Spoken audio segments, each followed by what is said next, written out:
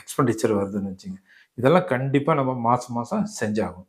வேற வழியே இல்ல. மாசம் மாசம் நம்ம செஞ்சாகணும். இது வந்து கம்பல்சரி ஒண்ணு.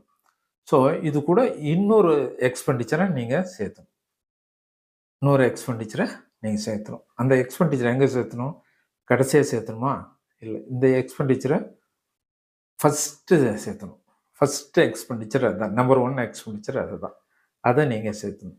அந்த எக்ஸ்பெண்டிச்சர் பேரு வேற ஒண்ணும் இல்ல. உங்களுக்கு தெரிஞ்சது தான் சேவிங். அந்த எக்ஸ்பெண்டிச்சர் பேரு சேவிங். எப்படி இப்படி மத்த எக்ஸ்பெண்டிச்சர் எல்லாம் கம்பல்சரியா மாசம் மாசம் நீங்க கட்டிட்டு வரீங்களோ, மாசம் மாசம் கண்டிப்பா இத கட்டணும். கட்டலன்னா பிரச்சனை வரும்னு நினைக்கிறீங்களோ, அதே மாரி இந்த சேவிங்ன்ற எக்ஸ்பெண்டிச்சரையும் கட்டிட்டே வரணும். விஆர்டிஓ, ஆர்டிஓ எப்படியோ ஒரு விதத்துல நீங்க ஒரு சேவிங்ன்ற ஒரு எக்ஸ்பெண்டிச்சர கட்டிக்கிட்டே